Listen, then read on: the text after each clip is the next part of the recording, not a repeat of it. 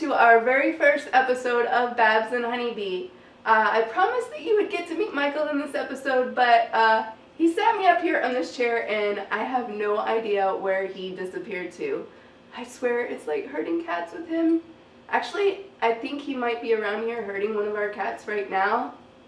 Honeybee, get your butt out here and meet our viewers. Hang on a second, I'm trying to get a cat. I got one, come babes.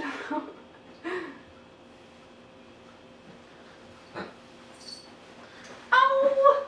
It's Poo Poo. Papa Hey Poo Poo. He is definitely camera shy. Come here. Oh, I see how it is. You kiss him before I get a kiss, huh? See? Hot boy. He's a grumpy old man. He is a grumpy old man. Don't be Come down. Oh my god. I think you just freaked out. He just blowed his whole Whoa! Cat Oh fight. my god. You want to start off by introducing yourself? Okay. Howdy y'all. I'm Michael. I'm her husband. And I'm the 7-year-old that she always talks about. 7. S-E-B-N. Yes, that's 7. Okay, so I'm just a good old country boy from central Mississippi, and I met her on Facebook.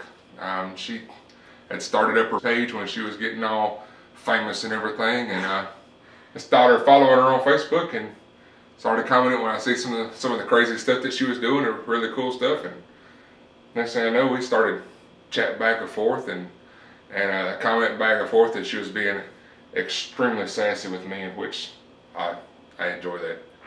What's the kids vernacular nowadays? I slid into her DMs. So yeah, sent her a message one day on Instagram, and I don't know why she decided to answer me, but she did.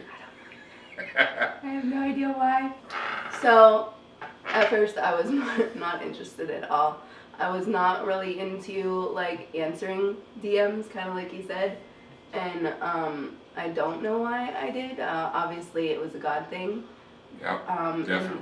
In the end, but we just really became really good friends. Yeah. And we talked every day, all day. I think it was from morning till night. Telling stories, and we was dealing with real life situations, and she was going through a lot of things on her end, and so was I.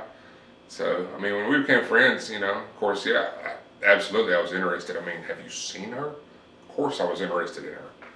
But I wanted to enjoy her on a friendship level, and we just kept hitting it off. It kept getting closer and closer, and that was first started talking early of 2018. April of 2018, and it took me a long time to actually give him my phone number. I think it was the beginning of 2020, in January. It was January 2020, because I was getting a friend of mine his driving test to get a CDL. Okay. I remember exactly where I was when I finally got her phone number from her. Yeah? Yep. And there were a couple of stipulations I think I gave you, remember? Well, one of them was do not call or FaceTime me without asking. Yep. What was the other one? I had to have my red receipt on. Yeah. So that I couldn't leave her on red. Mm-hmm. The last stipulation was no yodeling at 2 a.m., I think. Yeah, and my first text message to her was me yodeling. Yodeling. So, yodeling. I should have known then that he was a 7-year-old. I was yodeling and I said no yodeling. She said she wasn't interested in me, but I wore her down with my accent. Uh-huh. Yeah. It was actually your eyes first. Yeah, it was. I'd send her videos. I was doing construction work. I've always done either hauled heavy equipment, driving 18-wheelers and stuff.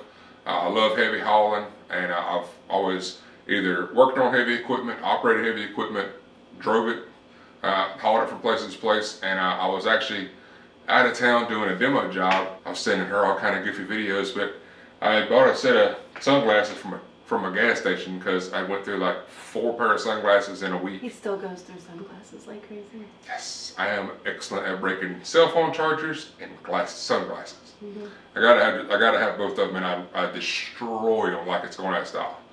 But I was showing off my sunglasses, so I sent her a picture with my shades on, and then I sent one without the shades on. She says that's when It was his eyes. So. It's still his eyes. We had decided not long after I gave him my phone number that he'd come and visit me for the first time up in Pittsburgh. Yes, which is quite the walk, let me tell you. I needed new tennis shoes to make that trip. Yeah. But then coronavirus hit, and Yeah. that kind of put a damper on our plans. Yeah, because it was January of 2020 when we made the plans, and then February. everything shut down. Of course, I was still working nonstop, but the world shut down. So there was no going across state lines. I wouldn't get caught out like that. No, and I mean, we were being careful back then anyways, and my parents are in their 80s, so we definitely didn't want to be bringing anything into the house. So it took us a while until you actually came to see me. You came October 29th. Yeah. And that night you asked me officially to be your girlfriend. We went out a couple of times. Yeah. Over the next few days, went out to eat on Halloween and met Ursula. Yeah, I met Ursula at Texas Roadhouse. Yeah.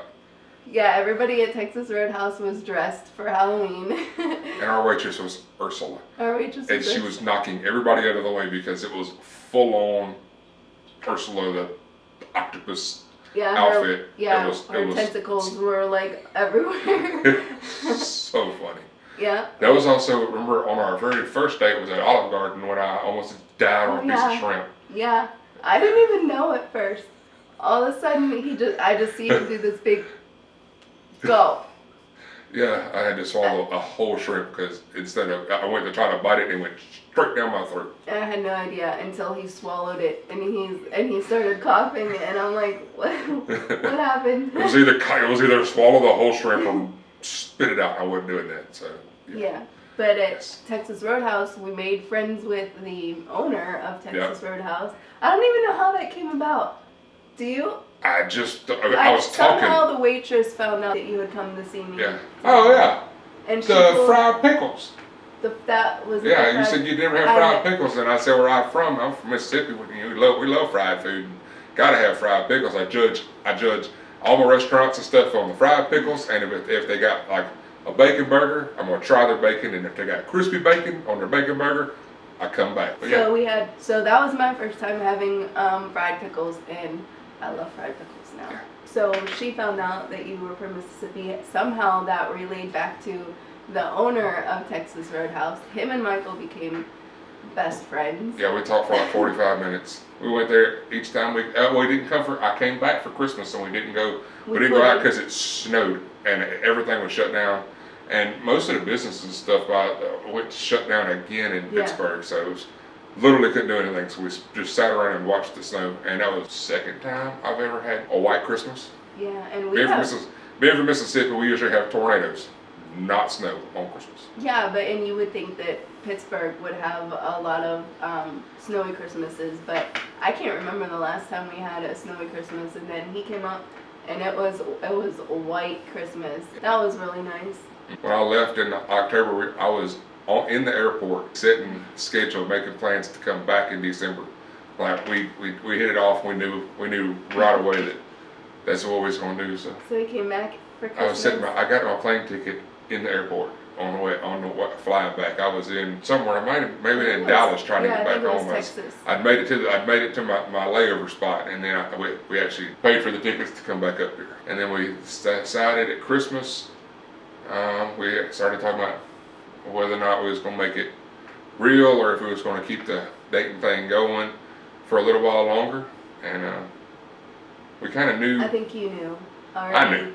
Yeah. I was already game on. Let's do it. He took me out to look at rings. My niece and my nephew both actually work at jewelers. Yeah. And he's like, well, why don't we go look at some rings? So I was like, I couldn't go to one and not to the other. So we went to both, and I picked out a couple of rings, and we had made plans for him to come back in April. Next April. He came up this 15th, I think. I think it was something like that. It was right after Easter. Mm-hmm. She knew that I was going to pop the question. We'd already made plans. We had originally had plans for me to move to Pittsburgh, but we decided with everything going on in the world and how our lives will be working together. That if we move to Pittsburgh, it's going to be temporary, anyways. And you had just gotten a new job. I just got a new job. I went back to my previous job I had before, which is a really good job, a small town job, and I know all the owners and everything. So, and they're easy to work with. So I didn't want to mess that up. And I got land here with my family, having as much opportunities and stuff that I do here in Mississippi. We knew that even if we moved up there, we would probably end up coming back to Mississippi. So we decided to skip that very expensive step of trying to make it work in Pittsburgh. That was a hard decision for me to leave my family. My whole life lived with my parents, and I swore I'd never leave my family for a guy. We weren't engaged long. He proposed on a cute little bridge over top of a creek. It was raining. It was so nice all day. All day. And we were inside all day, and then when we decide to be outside, it just starts pouring. And he took me out of my chair. And it was cold. It was it got cold. Well, it was April. Yeah. So it was kind of blustery all day. It wasn't like a very hot day. It was just a nice day. It was a nice April Pittsburgh day, anyways. So there's a little bridge going over a creek. Yep. And there's a ledge on the bridge. And it's on the guardrail. It's got like wood guardrails. It's got like a little bench on both sides. And he took me out of my chair and sat me on that little ledge while it was raining. Mm-hmm. And I started. She was so cold. So I prayed. I got down on one knee and I prayed with you. Mm-hmm. And I wanted to have this like whole talk with her and everything, and then do it. But she was starting to look like less like a woman and more like a drowned rat. It was raining so hard at the time. What? It was raining a lot. It kept getting worse and worse. So we took a couple of quick pictures and stuff. And the pictures of she doesn't look quite as wet as it was. It started getting pretty wet. Of course, I picked her up and I didn't realize that her chair has a little dimple right in the center of it. Sploosh, right back in the seat. My chair was soaking wet, and I wasn't even out of it, but like 5-10 minutes maybe. 5 minutes about 5 minutes. And I was soaked. She tried to run. She looked like a cartoon character. I did not. Because it did take you a couple minutes to. You were fumbling with he got me the ring that I asked for, the one that I wanted the most. Yep. And he had it put on a necklace so that he could put it around my neck. Right here. Mm-hmm. So he had to fumble with it to try to get it around my neck while it was raining. My hands were wet and cold trying to get it around. I mean, you can see that he does not have small hands. Yeah, I mean, my hands are huge. So he fumbled with the necklace a little bit before he got me back on, and I was soaked. The funny thing is that she had no idea that literally the entire day she rode with her engagement ring on the necklace in a box in the cubby hole in the back of her chair. Yeah, and and this is how ridiculous it was. We were at Olive Garden eating, and typically I like to use plasticware to eat because silverware is heavy for me to balance on the edge of the plate. Mm-hmm. So sometimes I carry plasticware with me, or Michael will ask, hey, can you get her some plasticware, so that she can eat. Well, I'm like, I think I have some in the back of my chair. And he's like, you do? And I was like, yeah, could you check? And he looked in I don't even think you really looked in. And put my hand right beside the box. And you're open. The box already had the little cubby hole open enough I could see straight to the bottom of it. And he's like, nope, nothing in there. And I'm like, really? I thought there was some in there. Oh, whatever. So he asked the waitress, and meanwhile, the ring was in there the whole time, and I had no idea. But the day after, we had already planned to do a photo shoot with Alex, who I've shared with you about. He had no idea that he was actually shooting our engagement photos. So we surprised him. Yeah. Came back to the same exact park, which was much warmer, and it was actually sunshiny. It was beautiful. We got some really good pictures off of that. Yeah, he did an amazing job as always. Alex did. Turned out that my sister, she was planning my wedding shower, and planned it for that very spot. Again, there's a little cabin on the property. Yeah, it's actually in a couple of the pictures. Yeah, it's on our engagement pictures, and I didn't even know till after. So it was in the background of our pictures. Yeah, me and her sister had talked about that park, so kind of already knew what was going on. So she rented the cabin that was in the back of our photos. Because the bench that we sat on there's a bench right in front of it. So we were facing the cabin in the photos. Yeah. Are we facing it? There's one cabin to one and one to the left is the one where your actual wedding shower was. Yeah.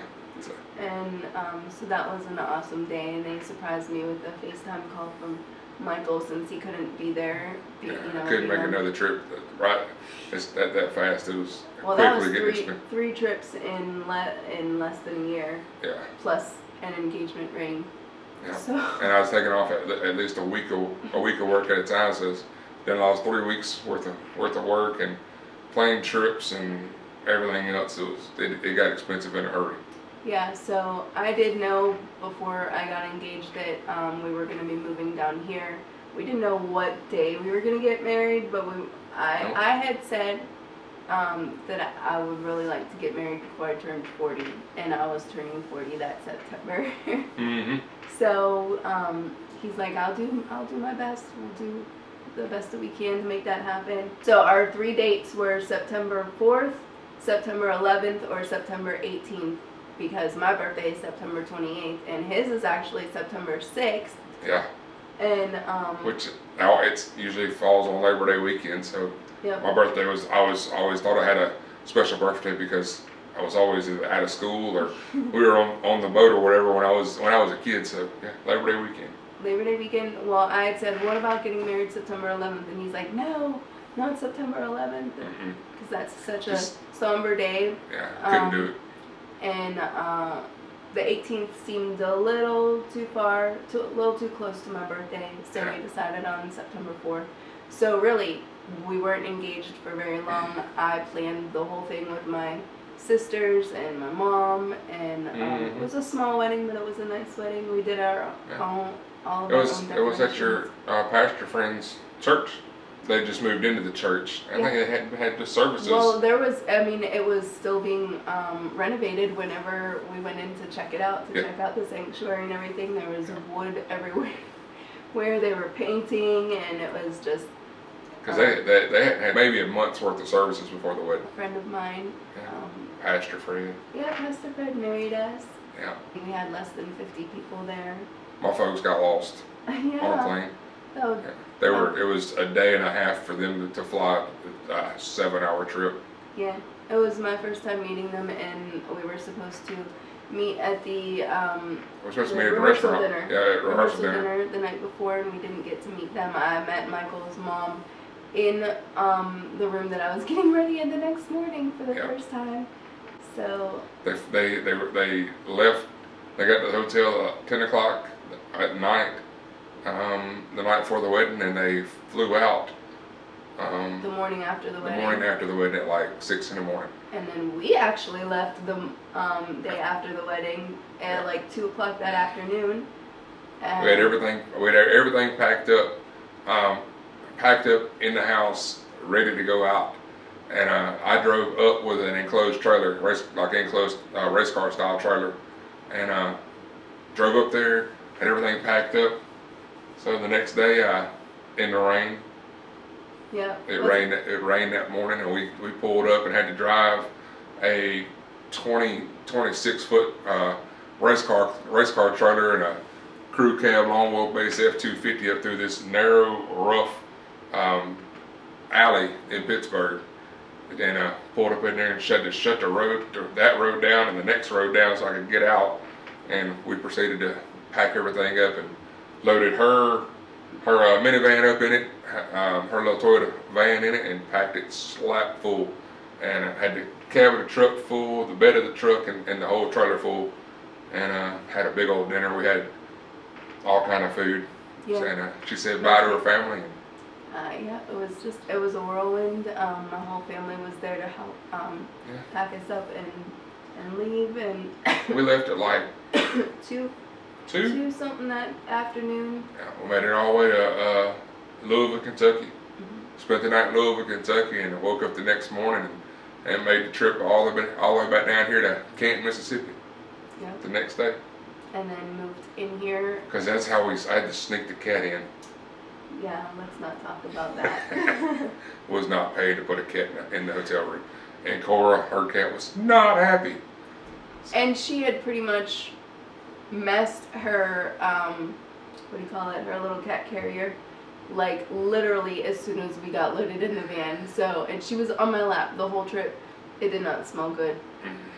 And I was not letting that cat out on a trip. I was not losing a cat on a 1,100-mile road trip. no. So we left her in the carrier. Till we got here to a safe spot to where I could lock the doors and let her out of the carrier and let her be without having to worry about her disappearing. Yeah, and and then she wasn't really a fan of Michael. She hadn't warmed up to him yet because I hadn't actually had Cora for very long, maybe a year. Maybe. Not quite a year, yeah. And so she definitely didn't like Michael at first. And now I would say that Cora is pretty much Michael's cat.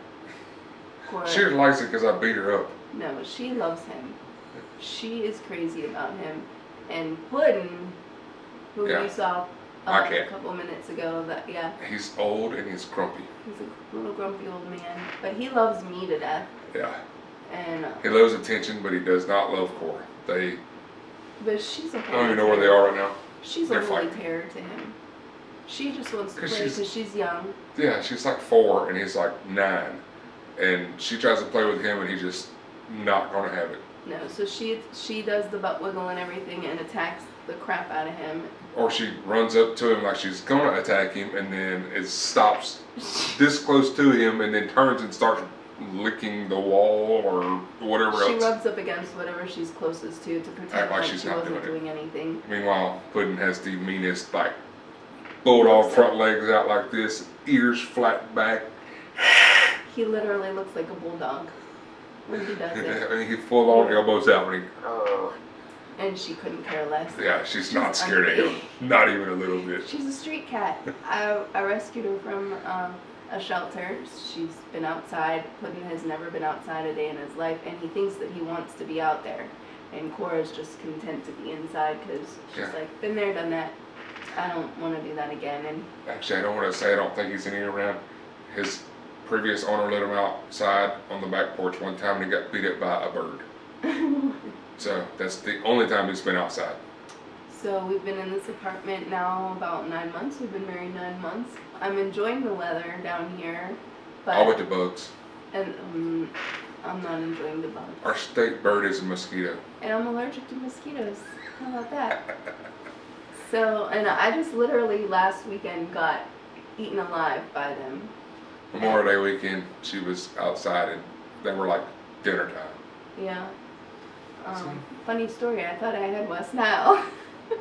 But no, I do enjoy the weather down here. I'm getting used to the fact that there are tornado warnings like every other week. In Pittsburgh, like we rarely have that. I'm learning now like what it feels like outside when tornadoes are going to be around. Or extra spicy weather. Not just, it could be a tornado or it could just be really interesting looking thunderstorms. So. I'm the type that's like, because I haven't been around this, get me to the bathroom as soon as I hear the alarms go off, and he's like, let's go outside on the porch and watch. Yep. I got my phone out looking at the radar to see if we're going to be able to see the fun parts or not, and I'm watching the skies. I got the phone ready to record because I like storms. I've recorded several tornadoes and I like watching them, and it's fun. I mean, might as well watch it come by. So if the storms are bad enough that you see me running to hiding, you better be with me. But I don't walk as fast as him, so I have to get a head start. Yeah, I just had to pick her up and take off running. So ain't a big deal. She's learning. No, but see, the cats, I want to make sure they come with us, and they won't. They're good. So that's what we've been up to the last 9 months, getting to know each other. We're planning on doing some cool videos to help as a couple.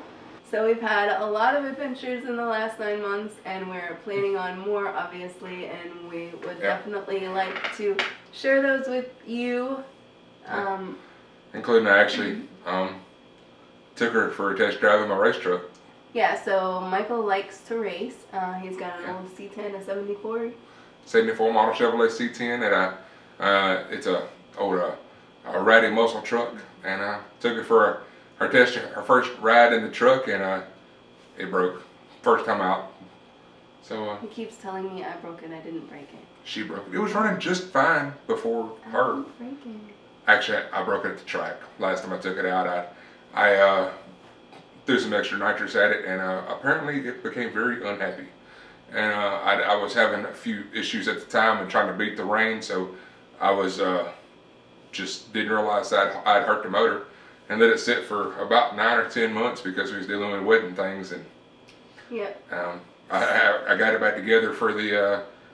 I wanted to change it back to it where I could drive it on the street with her, so I put my street tires on it, put some exhaust on it, and spent all day in the shop messing with it. And when I cranked it up, though, there was the oil pressure gauge was flickering, and so hopefully it's just the gauge and not the oil pressure. And we lost oil pressure and it started knocking. So yeah. So and Michael actually has his own channel. It's called Alley Cat Customs. Yeah, my YouTube channel is called Alley Cat Customs, and I got a whole bunch of build videos of my truck and different parts of all the different stuff I did. Some product reviews and things on it. So I got some more stuff that I'm working on. I've kind of taking a break from it right now, but to do the marriage thing. Yeah, we're doing the newlywed thing, and so we're gonna have our own adventures here on this channel for Babs and Honeybee, and then I'll do some things on my own channel for car stuff. And yeah, so we'll put the link to his channel in the description box below, so you can car and truck enthusiasts out there, check him out. Yep. And we're so thankful to those of you who have followed us here so far. Yeah. If you haven't already, subscribe to our channel, like this video so that it gets out there amongst more people. And we're hoping that a lot of those 43,000 subscribers from the other channel move over here with us. Definitely, so we can have more adventures. Yeah. We got a lot of stuff that we planning on doing and want to do. Want to do a little more farming stuff out at the farm. And yeah, we're hoping to do a little bit more of the homestead life. Yeah. For now, we're here in the apartment. But I'm very bored in the apartment. I'm not. I actually like it here a lot. We have a pond and we have goosies. Yes, we have. And the goosies had babies recently. The babies are bigger than she is, and there's a lot of them, and they're noisy. Yeah, and we keep getting golf balls because we live on a golf course. We live on a golf course, so there's golf balls all the time. And last night, I heard a frog. Tree frog. A tree frog. She thought it was a chihuahua. It sounded like a chihuahua squawking or yipping or something. But it's a tree frog. I told her, I said, wait until one stick lands on your face. No. They're funny. It's funny because they stick. If he does, he's ours. He's coming in the apartment. Freddie is not coming in the apartment. Freddie? Yes, Freddie. Freddie the frog is not coming to our apartment because then Cora might eat him. She is a street cat. That's okay. Protein. Oh. Anyways, so yeah, thanks for joining us. I hope you enjoyed meeting my honeybee. I think you're gonna love him the more you get to know him. And I don't know why. He's a big sasquatch. He's a big honeybee. Whatever she says. She's the boss. I'm definitely not the boss. So yeah. He's not the boss. No, I'll tell you who's the boss, and it's the cat. Actually, that's true. The cats rule the apartment. We merely reside here. So on that note, we enjoyed talking to y'all, and can't wait to read the comments and stuff. And yeah, let me know what you think of my honeybee. Oh, that's scary. We will see you soon. Until next time. Bye, guys. Bye.